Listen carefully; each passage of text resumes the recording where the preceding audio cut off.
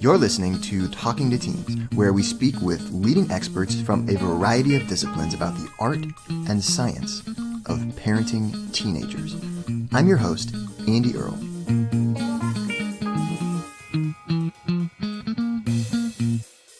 Today on the show, we have Paul Smith, an expert on telling stories at work and at home, and he actually was recently named one of Inc. magazine's top 100 leadership speakers of 2018. He's the author of 3 books. His first book, Lead with a Story. His second book, Parenting with a Story. And his latest book, Sell with a Story. So really excited to dive into storytelling with Paul. We're going to break down the techniques for how to tell stories, how to impart the lessons from stories. We're going to look at how you can find stories from your own life, and then how you can also get stories from maybe the people that are close to you, your parents, your friends, and how you can then use those stories to impart lessons to your teenager at important times. Really excited to get going with this.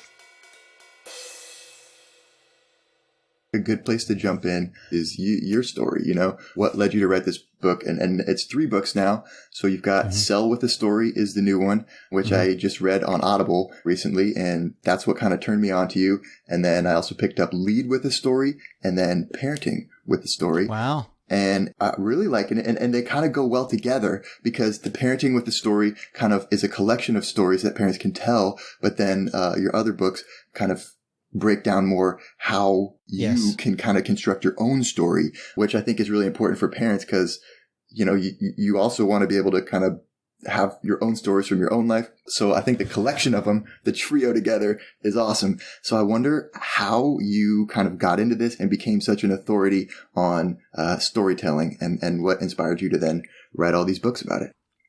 Yeah, I guess it started, so Lead with a Story was the first one. Okay. And so that was for a very much my own personal benefit, really. I mean, I still had a full-time job, working in corporate America when that happened, when I wrote that. And my ultimate goal was to create a new career for myself, being an author and a speaker and trainer. And so fortunately that worked. But the interest in that topic was just because I noticed that the leaders that I wanted to grow up and be like and work for and end up, being like when I grew up in the company, were leaders that had this great skill of storytelling. And I didn't know how to do that. And so I read all the books I could find on the topic, and I still didn't know how to do it. So I set out on my own personal learning journey, really. I ended up interviewing for that book, over 100 CEOs and executives at companies all over the world. And I'm up to about 300 or 400 now. And I was looking for, what are those moments where they're telling a story? Like, why did they tell a story? What challenge were they facing when they decided to tell a story? What story did they tell?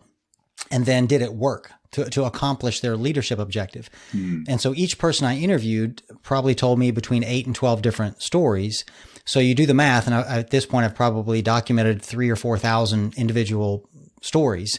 Sure. And so what that's allowed me to do is kind of reverse engineer my way into what works and what doesn't. And so at some point along that early part of that journey, it stopped being just my own personal learning journey and became an idea for a book. I thought, gosh, if I want to know this that badly and I'm having to go to this kind of trouble to learn this stuff, maybe there are other people out there that would like to know what I found. Somebody else in the world is curious about this too. Yeah. Right. So then it became an idea for a book, and I went through the process of finding an agent and a publisher and all that kind of stuff. And that resulted in that first book, Lead with a Story.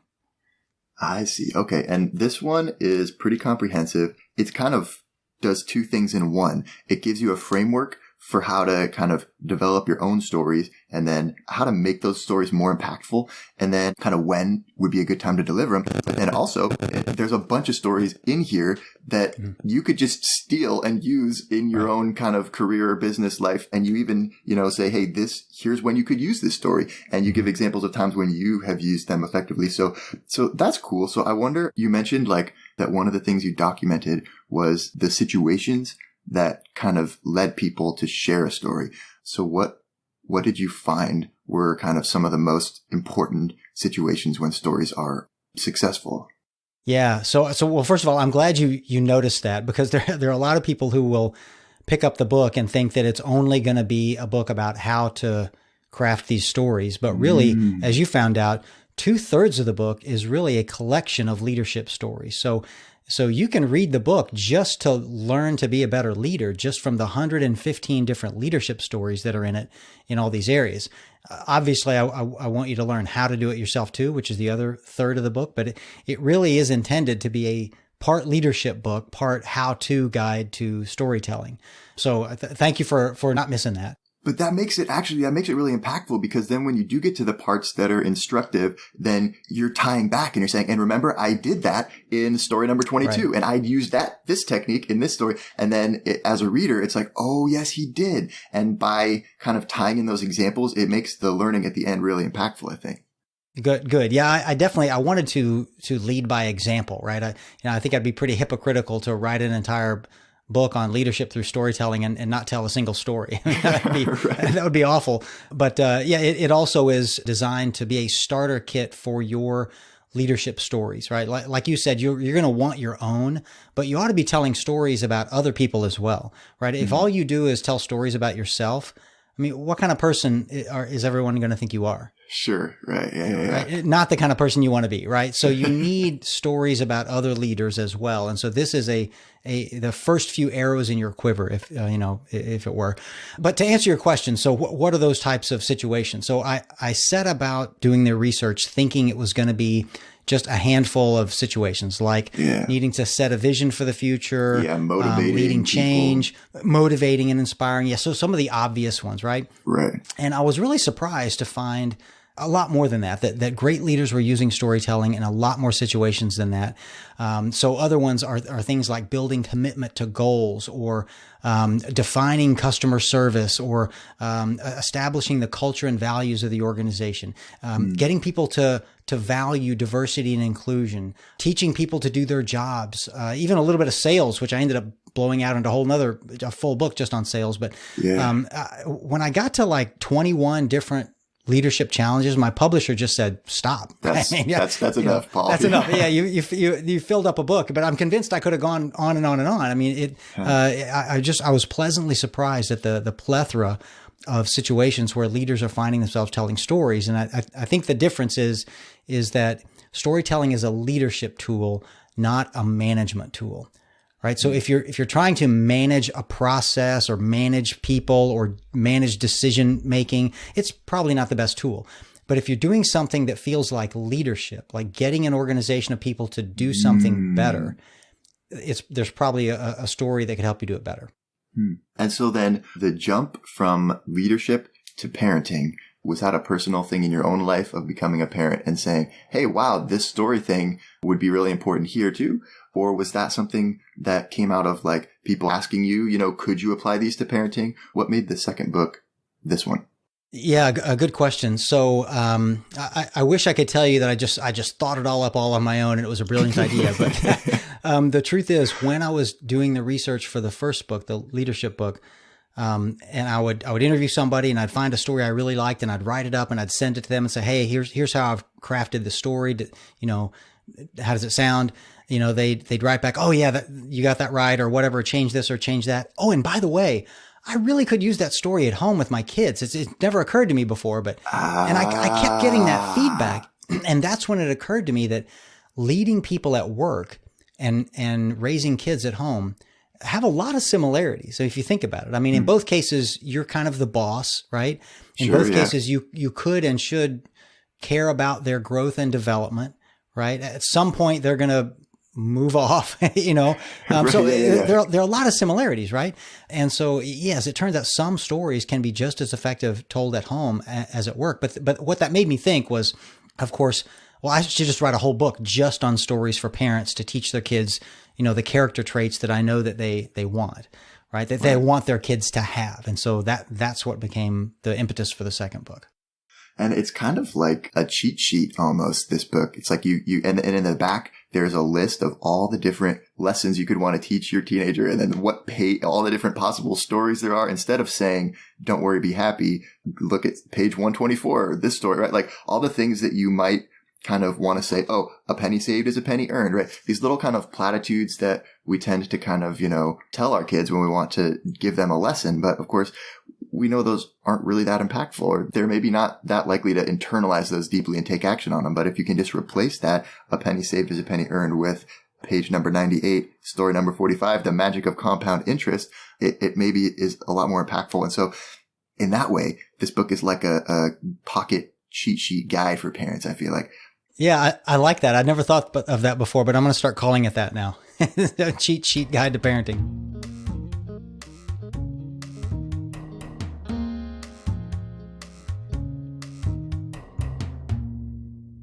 Okay, so, I mean, for people who are listening, we can't really go through all the stories right now. I mean, I really just would encourage people to get a copy, because it's the kind of book that you want to, hold on to and keep referring back to, every time there's kind of something that you want to communicate to your kid. You just kind of can flip through here and find a good story. But what I thought was really cool is you kind of shared some insights at the end of how you had gotten these stories out of people, because through the interview process, it sounds like you kind of learned a lot about how to help people find stories in their own life, and then how to kind of articulate them. And I think that's really important, because I think that a lot of us, when we try to think of like a good story to tell our kids about from our life, it's like, oh, I don't have any good stories. I haven't done any crazy, stuff. But what you said in here is that you interviewed hundreds of people, I think, and you have never came across anybody that there was not a single story in them, right? Mm-hmm. You just had to kind of know the right questions. So I wonder if we could talk a little bit about that, and about kind of how parents listening could maybe go through a similar process of these 10 questions you have in here, to sort of thinking about their own life and eliciting some possible stories. Yeah. Well, okay, good. Well, sounds like you've got it open to those questions. So I'll rely on you to share those at the right point. But so what I'll say is, first of all, when I asked to interview people, a common response I got was, "Oh, well, I'd be happy to talk to you, but I don't have any like great stories or anything." So everybody thinks that. Now, of course, there's a few people that are like, "Oh, I got a great story," but they've got one. And in fact, I'm convinced that almost all of us have one or two really great stories in our life. As long as we're above the age of, 15 or something, you've had enough life to have had something really interesting happen to you. Sure. The problem is, most of us don't have 100 great stories, right? And I'm convinced you need hundreds of great stories to raise a kid properly. So that was the idea behind the book, was what if I interviewed, 100 people and got everyone's best life lesson, right? And put those, but that way each of us as parents would have, I've got my best story and your best story and her best story. And that might be enough to get a good start at some of these things. So that was the idea. But then when I would interview people, like I said, mostly they'd say, well, I don't have one. And what certainly did not work is asking people to tell me a good story. That never worked. I mean, I tried that at first, and it doesn't work. And the reason is because most people don't think about these things as stories unless it's something that they've told a lot of times before. Right? They say, so asking somebody to tell you a great story about their life doesn't register within, it's not connected to anything in the brain, because that event is connected to, it's an event. It's something that happened to them. In fact, that really became clear to me when I wrote, again, I'll interview somebody, they'll tell me a dozen stories. I'll pick the one that I think is the best. I'll write it up. I'll send it to them to ask them to kind of, fact check it. Did I get everything right? Yeah. And one of the early interviews I did, a woman wrote back to me and she said, "Oh, I didn't know that's what you were looking for. That's not really a story. That's just something that happened to me one time." And I was like, that's what a story is. But that's kind of the definition. Yes, it's something that happened to you sometime. And that's when it clicked to me that people don't think of things that happen to them as stories. They think of them as things that happen to them. So if you want to get to those stories, you have to ask them about something interesting that happened to them. So that works a lot better. I like that. Yeah, it's like we have like folders, kind of like a computer, I think of sometimes in our brain. And, there's like, you're trying to get them to access the story folder, but maybe they just haven't saved much stuff into that folder yet, right? Because they haven't thought of it as stories. But in the stuff that's happened to me folder, there's tons in there. It's full of stuff, right? Yes. Yeah. That's a great analogy. So it's kind of cool. So that's what you do here. I guess the first question you have for people is, tell me about a time in your life when you learned an important but completely unexpected lesson, or learned it in an unexpected way. Yeah. So see there, notice I'm asking them about something that happened, Yeah. a lesson that they've learned.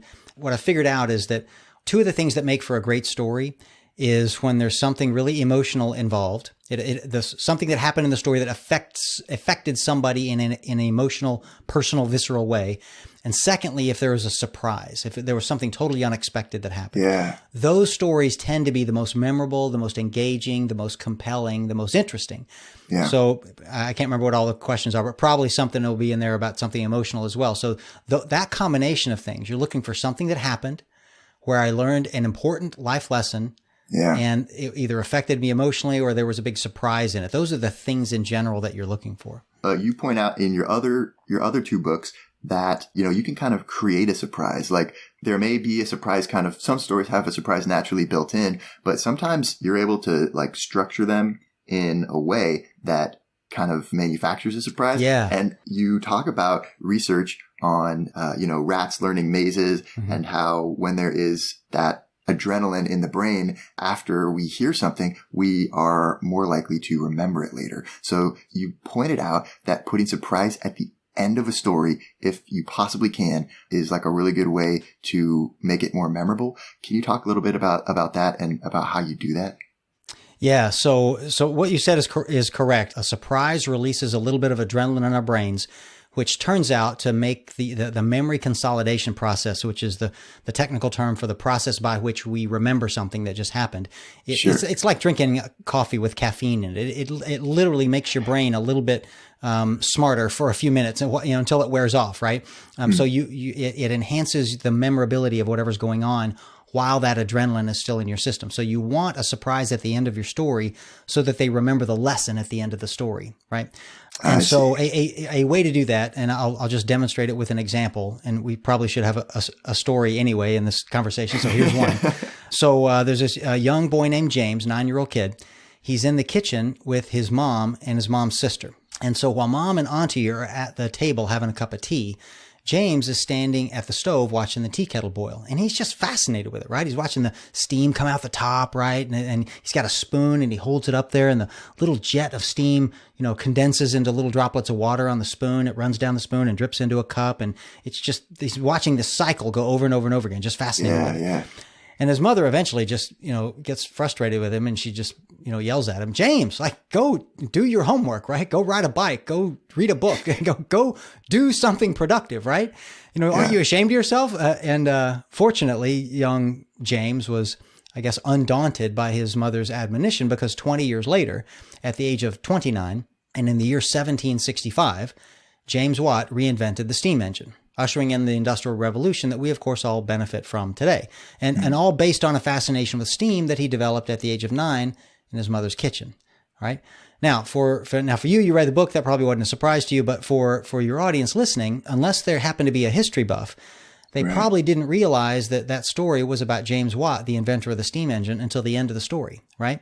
Right. And why was that a surprise? And it was a surprise simply because I didn't tell you his last name. Yeah. Right. Normally, when you tell a story, the way I should have told that story normally would be, hey, let me tell you about 9-year-old James Watt. And most people would recognize, oh, James Watt, isn't that the guy that invented the steam engine? Yeah. And then, then it's interesting, but not surprising that he's playing with steam in the kitchen, so it's an interesting story, but it's a much, much better story when you don't find out that was James Watt until the end of the story. And it's kind of like, who's a Paul Harvey, the NPR guy, he always, now the rest of the story, right? Yeah. So that technique is kind of like, I could probably call it the Paul Harvey technique, right? But it's, you save something important from the beginning of the story and don't give it to the audience until the end. Just one thing. And that creates an instant surprise. Yeah. And then in your newest book, you even had an example where there was no surprise in the story, but what you did was withhold the fact that it had happened to me, the person telling the story. And so you started it out with like, oh, there was a vice president of this company who went out and this thing happened to, and blah, blah, blah, blah, blah. And then he got fired. And by the way, that vice president was me. And that just by withholding that piece of information and then throwing it at the end, it's like, oh, and anybody he's telling that story to on his team that he's kind of trying to convey this lesson to, I think that would be really impactful. Yeah, far more impactful when you had that, especially if it's something bad happened or that character did something bad. And then you realize at the end, oh my gosh, that was you. And you just told me this whole awful story about yourself and you're admitting it was you. I mean, that kind of self-deprecating story works on a lot of levels. Okay, so this is cool. I think maybe there's kind of two things, right? As a parent, maybe it's good to do after you listen to this episode, maybe you spend some time just kind of trying to brainstorm some ideas, about for you, what are the most important lessons that you've learned in your life, times when you've made big mistakes, a vivid childhood memory about feeling terrible, smart decisions you've made, just kind of trying to brainstorm some of these events from your life that are maybe in that events folder in there. Mm-hmm. And then also there's, like you point out, times when a need arises in your life or, when you say, hey, wow, here's a lesson that I really need to teach this kid, and so then those specific things, either you could, even if you don't have a story personally, you could probably find something online or you could ask, some friends or something like, hey, or your parents or your brothers and sisters or aunts and uncles or. So you get these like kind of story ideas, the event that happened. Mm-hmm. And maybe we have a list of those. Okay. But so then the next step is then how do we take that event and start to craft it, to turn it into not just hey, this thing happened, the end, but a little more of a story. Yeah, so that's where the other books come into play because, like you said, the Parenting with a Storybook is really just a collection of short stories on those, whatever it is, 23 different character traits that you would want your kid to have. Which, by the way, I don't think we mentioned, but those are things like ambition and open-mindedness and curiosity and courage and integrity and fairness and patience and humility. If you were to write down a list of character traits that you would want your kids to have, I'm pretty sure it's going to be on this list, right? So there's one chapter for each of these character traits, and there's 3 or 4 or 5 stories for each one. But so you've got right there, a set of stories to tell. If you want more of your own, unless you're just a really unusual person, you're probably only going to have 1 or 2 or 3 really great stories in your history, and hence the need for the book. But if you want more personal stories about people that your kids might know, like their aunts and uncles or grandparents or whatever, you need to go interview them and ask them the same kind of questions that we talked about earlier. You're looking for something interesting that happened to you, not a story. Especially if you learned an unexpected lesson or whatever. So you can go interview your family to find out more of these stories, but the ones in the book are pretty good and they'll work for anybody. If you want to be able to tell those stories really well, that's where you probably need one of the other books, because the other books I talk about how do you craft these stories? Like what's the structure of a story? How do you get the right emotional component and the adding that element of surprise that we talked about earlier, techniques for doing that kind of thing are in the others. In fact, what I did, and you know this since you read the last book, I tried to make it easy. Instead of talking about, the context and challenge and conflict and resolution and all that, I tried to simplify it and say, here are 8 questions your story needs to answer. And the order in which you need to answer them. So you don't need to remember, is this the hook or is this the context or is this the chat? I find that it's easier for people to wrap their minds around, here are 8 questions my story needs to answer and in this order, right? So so if you'll remember from the book, it's the first one is, why should I listen to the story? Right? The first question you got to answer is why somebody should bother listening to the story. Otherwise, they might not, right? They might just mentally check out on you. But then you get into the real meat of the story. So where and when did it happen? Who's the main character and what did they want?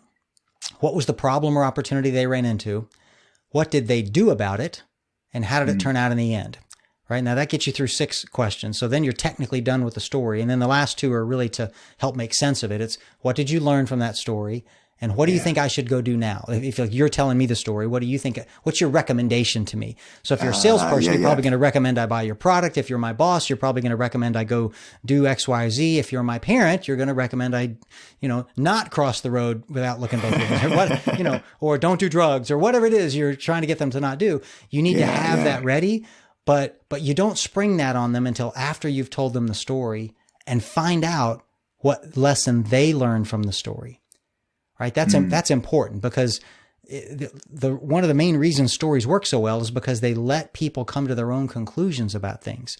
And people are Sure. far more passionate about pursuing their own ideas than they are about pursuing your ideas, right? Right. So tell the story and then stop. So basically stop after question 6, after you've answered question 6, and just listen and see what they say. And if they say, well, Mom or Dad, I think what I learned from that is this. And so I think what I'm going to go do is go clean my room or whatever. Great. Right. That's because that's what we wanted you to do. Done. They got it. Right. But if they come out with a different lesson and they're not going to do what you wanted, well, then you probably need to answer questions 7 and 8 and just kind of redirect them back on path. But if you chose the right story and you did a halfway decent job of telling it, you'll never need to answer questions 7 or 8 because they already have. Okay, so it looks like we're running out of time here, but I really want to make sure that everybody listening knows where they can go to get more of this stuff. You mentioned there's a guide, a question guide people could download from your website about all the stories in this parenting book. So how do people find out more about you? Yeah, thanks. So all that stuff is at my website, which is leadwithastory.com. So just the name of the first book, leadwithastory.com. And there are links there to all the books, and like the speaking engagements and training courses that I do on this stuff. But yes, also that discussion guide that goes along with Parenting with a Story, so that you can have those kind of conversations with your kids about these. It's all there. Great. Well, thank you so much for making the time to come and talk to us today about storytelling. I think that we learned some really cool stuff from you. Oh, great. You're welcome. Thanks for having me on. We're here with Paul Smith talking about his books, Parenting with a Story, Lead with a Story, and Sell with a Story. We're not done yet. Here's a look at what's coming up in the second half of the show. Unless you're really talking to a kindergartner, like most people don't want to be told you're gonna tell them a story. In fact, I think even a lot of kindergartners don't want that, because what they think is going to come out is a long, boring, irrelevant story. Instead, what you want to do, and I call it the hook or the transition in, it's really just one sentence or maybe even a half a sentence that lets them know that if they listen to you for the next 3 or 4 minutes, you're going to tell them something that's important to them. I tend to not try and get people to summarize their lesson into a little pithy statement like that. And the reason is, well, 2 reasons. One is I don't think it's necessary. The story can be just as powerful and just as memorable without it. And secondly, when people try and do that, I think it ends up oftentimes sounding cheesy and like they're trying too hard. Like they're trying to teach me something instead of just... Yeah. Instead of just sharing a story and letting them learn it themselves. It makes it obvious that I'm the boss and I'm now in boss mode, or I'm the parent and I'm in parenting mode. Yeah. So, for example, one of the stories about my dad happened when I was a teenager, and it made a really big impact on me. And I think it's one of the first stories in the book. But I actually worked at the same company where he worked, and we were out at we were all having lunch. It was Secretary's Day. Now, they probably call it Administrative Professionals Day these days, but that was not PC. Right. But that was like 35 years ago or something. So that was called Secretary's Day. Anyway, I was one of the secretaries, right? I was a 18-year-old file clerk in the offices there. And my dad was a senior executive at the company. And so, he was at this luncheon with all of his administrators, and I was there with my boss, and we're all at the same table at this restaurant having lunch. And there were only 2 items on the menu for lunch that day because we had rented out the whole restaurant with all these people having Secretary's Day lunch. Anyway, they came by and they told us the 2 things you can order is a club sandwich or a quiche Lorraine. And there was this book that came out in 1982 called Real Men Don't Eat Quiche. Okay, it was an absolute New York Times bestseller, but it was basically a tongue-in-cheek book. It was a tongue-in-cheek look at the feminization of the American male. All right. And so it was just making fun of guys who had become all metrosexual and were getting in touch with their feelings. And, that was just, deemed not very manly back then. Anyway, so that book had just come out. And so, of course, none of the men are ordering the quiche, right? Yeah. They're all ordering the club sandwich, and a lot of the women are ordering the quiche. And well, and it comes around my turn to order. And of course, I very quickly order the club sandwich, because I'm like 17 or 18 years old. I'm insecure enough in my masculinity as it is. I don't want to ruin it with, ordering a quiche. Totally. And it gets around to my dad, and it's his time to order. And he said to the waitress, he goes, well, I've never had a quiche before. So I tell you what, how about you bring me half a quiche and half a sandwich, a club sandwich. That way, if I don't like the quiche, I've got a club sandwich, but I've never had it before, so I'd kind of like to try it. Well, the abuse started immediately. Like all the guys at the table just started, ragging on him and calling him all kinds of names that I'm not going to say on your show. And, just really giving him the kind of hard time you would imagine a bunch of macho guys would give a guy who had done something very unmanly. Yeah. And like 4 or 5 minutes of this verbal abuse just was going over and over and over again. And I, of course, am just mortified, right? I'm humiliated for my dad. But for me, selfishly, for me too, like now I'm embarrassed that my dad's this unmanly guy here getting dressed down in front of all these men. Right. And eventually my dad like calls the waitress back over and he's like, please come back. I've got to change my order. This is too hard. And I'm like thinking, oh, thank God, this abuse is going to end. And he tells the waitress, he says, so I ordered the half a club sandwich and the half a quiche. I need you to take back the half a club sandwich and I need you to bring me the whole damn quiche. The boys at school would tease them for something, whatever it was. Oh, your pants are too high. Your pants are too low. Your shirt is ugly or whatever it is. The lesson in the story is do it more, not less. Right? Because if you, so my pants are up around my waist instead of hanging off, my butt like is all popular these days. Right? Well, you can either, pull your pants down and acquiesce to the teasing, or you can say, oh, really? You don't like my pants? And then you can just pull them up a little higher. Oh, how about that? Especially, during the teenage years, the conformity instinct is so strong and wanting to kind of go along with what other people are doing. And that those kinds of stories about, being yourself, right, really impactful. Want to hear the full interview? Sign up for a subscription today.